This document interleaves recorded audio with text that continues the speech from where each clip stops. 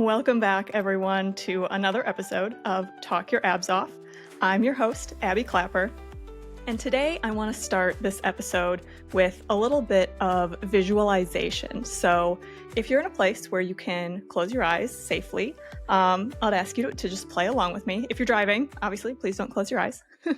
But yeah, go ahead and just wherever you are, I want you to start visualizing getting ready for a special event, maybe a night out.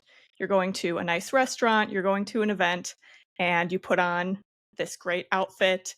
You're feeling confident, you're feeling good in this outfit. And then you put your shoes on. And if you're a female, maybe you're putting on, some flats or some heels, and you're shoving your toes uncomfortably, maybe not in the moment, but you're shoving your toes into these shoes.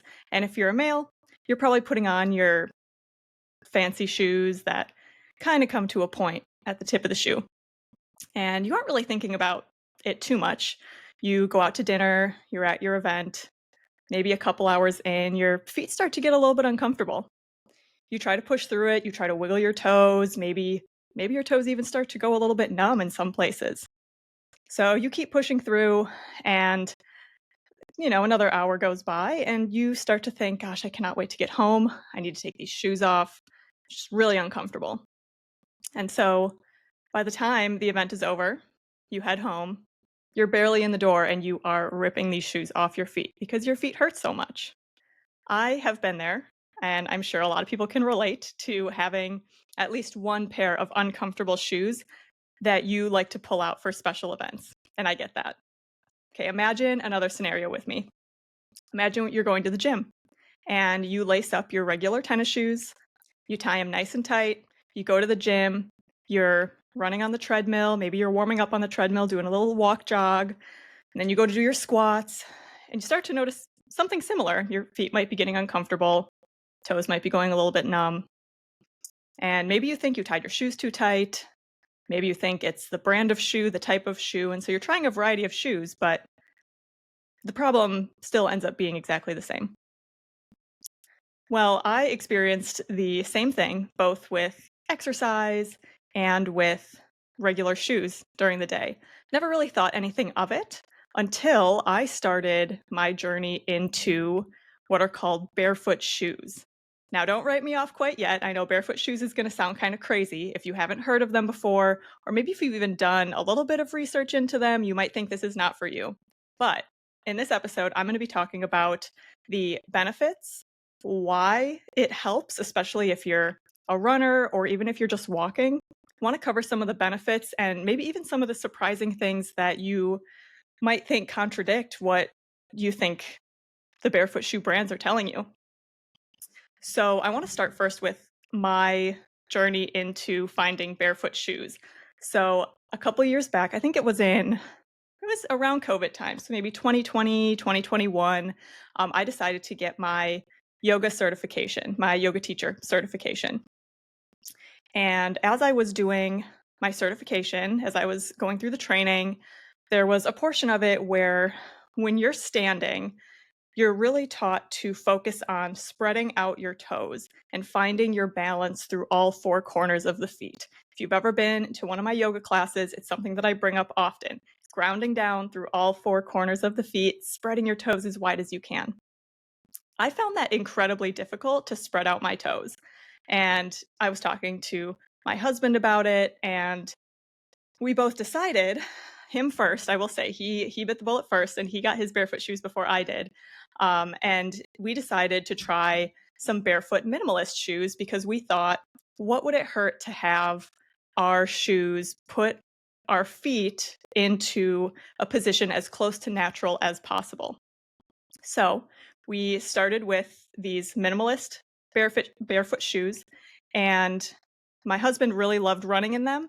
I did not, and I'll go into it a little bit later why I really just did not like running in the minimalist shoes. But I continued to wear them when I would go to work because barefoot shoes have a wider toe box, so your toes can spread out instead of kind of like in that story that I was talking about where you're shoving your toes into these little tiny tips at the top of your foot, the top of your shoe. This allows your toes to spread out, and this can be really important for a variety of reasons. So I decided to stick with the wide toe box, but I did want some cushion. It was just a little bit more comfortable for me while I was running. So I progressed to a zero heel drop shoe, which had some cushion, but not too much cushion. And I'll get into all those details again as well. And now I've really come to only want to wear these wide toe box barefoot shoes. Um, just because it just makes my feet feel a little bit better. So it really has changed my approach to, my feet, my foot health, and how it helps all the way up the kinetic chain, all the way up the legs. And I wanted to share a little bit about it with you.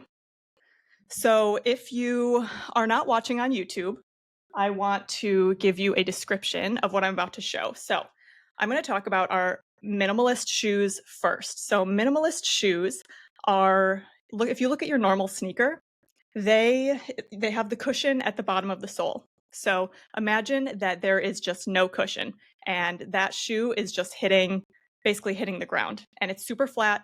And then it also has a wide toe box. So instead of your normal shoe, I'll show you if you're watching on YouTube, you can take a peek. Our normal shoes come to, sorry, these shoes are dirty. Don't blame me. Our normal shoes come to this point at the top, shoving our toes into this little restricted area when the widest point here should really extend all the way to the toe. So you see with the barefoot shoes that it doesn't taper at the top. It just kind of stays nice and wide so your feet can spread out. The minimalist shoe also really lets your foot act like you're walking barefoot with just still a little bit of protection from the ground.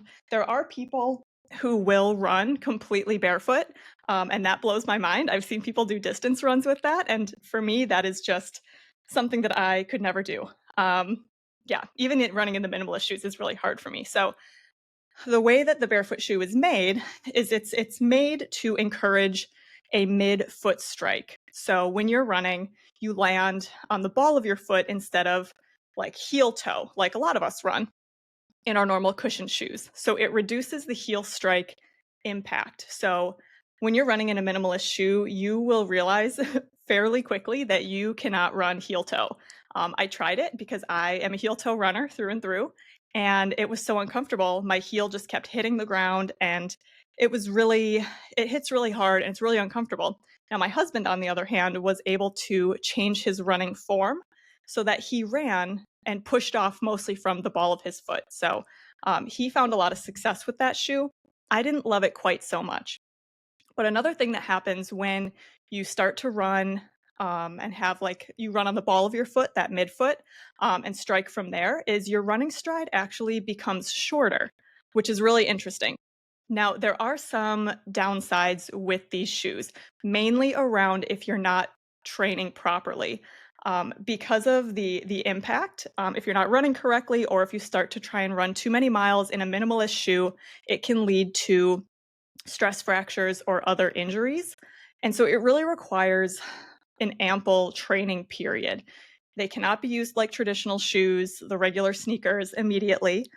You need to kind of follow a program of barefoot running shoes to allow your body to adapt to the new running style. Because like I said, you are not able to continue your heel toe running in minimalist shoes, which is very interesting.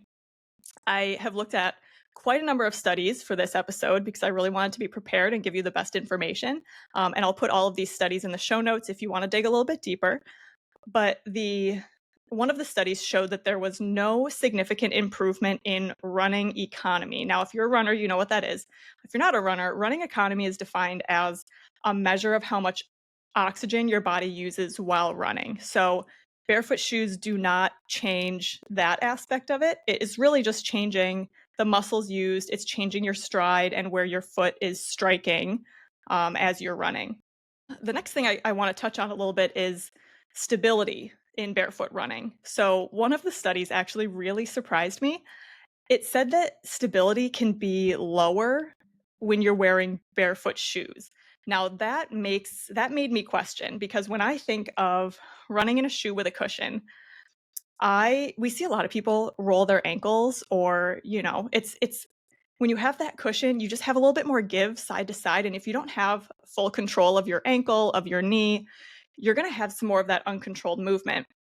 However, again, I'm shocked that the study said this, but that stability is going to be lower when you're training in barefoot shoes. So, I mean, that's all I saw about that. I hadn't seen a ton more. It did say that there was going to need to be more research, and that's the other thing about barefoot shoes. I was very surprised again that there was not a ton of research done on barefoot shoes, and the research was kind of all over the place. So I'm going to be really interested to see more research as it comes out and moves forward. I thought that mostly because I'm probably in it, I thought that barefoot shoes were like trending because I know a lot of people who wear them. But it turns out it might not be as trendy as I thought. But my question and what I would want to see more research in is, would training, specifically the foot, the ankle, the knee, and the hip for barefoot running, improve that stability over time? So that wasn't really mentioned in the study, but that's just a question that I have. So the next portion of looking at a barefoot shoe is the heel drop. So what the heel drop means is if you look at your regular running shoe or the shoe that you lift weights in, you might see that the heel is higher up than the toes. So that's called your heel drop. And it can be, I think it's between 0 and 12 millimeters. So it seems like a really small amount, but it makes a really big difference. So a zero drop shoe, which a lot of barefoot shoes have, zero drop means that the heel and the forefoot is what they call it, but that's just the ball of the foot, are at the same height. So you'll see that in the minimalist shoe. And there are some companies that are also now making cushioned shoes with zero or low heel drop. One of the studies that I looked at showed that there was a higher ground reaction force in lower heel drop shoes. So that just means that it is a little bit more of an explosive movement. So the higher ground reaction force just means that you're able to be a little bit more explosive in your running style, your running movement. So your running style actually, like I mentioned before, it shifts to the ball of the foot due to lack of the cushion because of that pain from slamming the heel into the ground, like I mentioned that I experienced earlier in the episode. So I like having that cushion there because I still am that heel toe runner. So having some cushion there allows me to still be a heel toe runner with a barefoot shoe. So with the zero drop shoe or with a low heel drop shoe, you actually have increased calf muscle activation and utilization of the stretch shortening cycle. So what the stretch shortening cycle is if you can imagine when your foot hits the ground, when you take a step to run or walk or whatever you're doing, when your foot hits the ground, your muscle, the calf muscle, is essentially stretching because of that position that it's in. And then there's the midpoint where the activation kind of switches and goes into the concentric, where you're activating that muscle. You're using the calf muscle, so then it's shortening as you push off to move into your next step. So another thing that I noticed in the research done with the low heel drop is that it apparently also puts less stress on the knee joints, which is really interesting because it actually has more activation in the muscles, specifically the biceps femoris in the hamstring and the gluteus medius, so one of the glute muscles, and less in the rectus femoris, which is one of your quad muscles. So less stress on the knees is awesome. And I thought that that was kind of a really interesting thing that I guess I hadn't thought of, but it makes sense, especially if you're running more on that midfoot, the ball of the foot. So before we move on to the next one, I have, again, if you are not watching on YouTube, I will show you these are like the low or zero heel drop shoes. These are the ones that I wear for running. And so you can see that there's a little bit of cushion. You can see that the heel and the midfoot are at the same height here. And then you can also see on the bottom, it's still nice and wide. This is my favorite part. It's the wide toe box that lets your toes spread out. And I feel use your foot how it naturally should be used while you're running or walking. So keeping that kind of mental image of the wide toe box, which is, like I said, my favorite part, the wide toe box is typically associated with barefoot shoes in general, but it's also available with that cushion. So The shoe that I just mentioned that has that little bit of cushion, the brand that makes that shoe also makes shoes that have a little bit more of a heel drop, so you still get, your heel a little bit higher than the midfoot, but also has a lot more cushion. If you need that extra cushion, which I think some people do, and we'll get to that in just a minute. There was a walking study that was done that showed that everyday shoes, so the shoes where your toes are kind of jammed into the front, actually reduces your foot width and your forefoot, your ball of your foot spreading, which I thought was really interesting. And that was just shown in a study of people who were just walking. So that doesn't include anything running, but I would assume that it could be similar. Another study showed that bunions in women decreased when they wore more wide toe box shoes, especially between the ages of 20 and 39, which I thought was really interesting because that's the majority of my audience here. And so I thought you all would appreciate that and might also make you reconsider if you have any shoes that you might notice are really squishing those toes together. It's also, the wide toe box is really important for balance, foot muscle activation, so all those little muscles in the foot, and overall foot function as well. So one of my clients actually had, she got me into the brand of the running shoe that I wear now because she wears a lot of different barefoot shoes, but she actually has like a whole foot, I call it a foot gym. So it's a variety of different pieces where you can stretch the toes. So it's got like wide like toe spacers, and it's got different things that you can do to focus on the balance of the foot, the movement of the toes, things like that, to really make sure that your overall foot function is really healthy and that you're utilizing all of those muscles well. Something that I've seen recently, now I saw this on Instagram, there's a company that I follow, and they started making wide toe box lifting shoes. And I honestly think, I hope that these become popular. So when people think about a lifting shoe, and if you have no idea what I'm talking about, I'll explain it.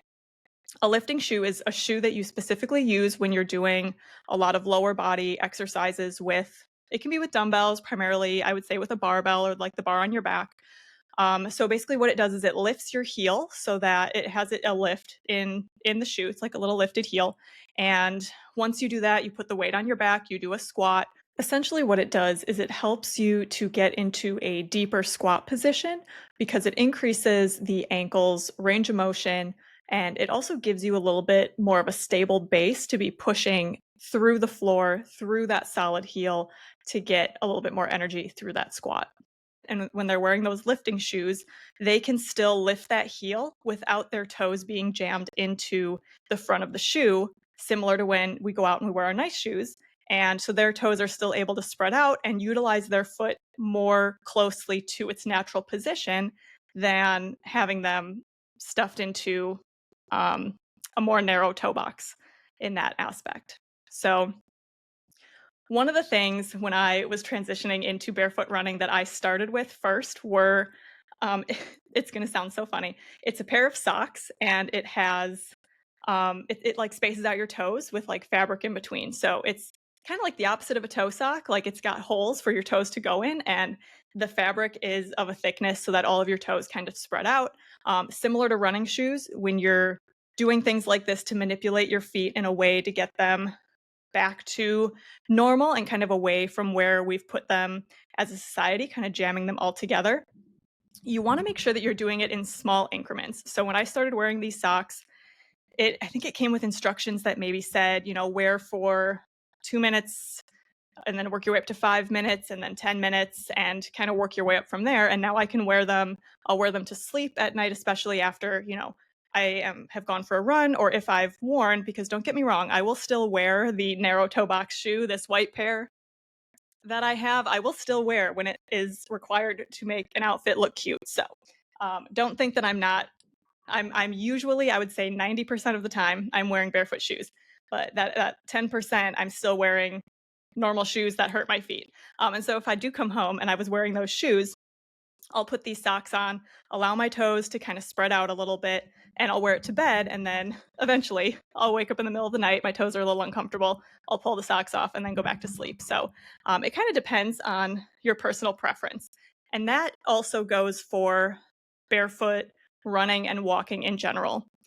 I don't think that it's for everyone, but you know that I like to give different options for different people. So this is today's option.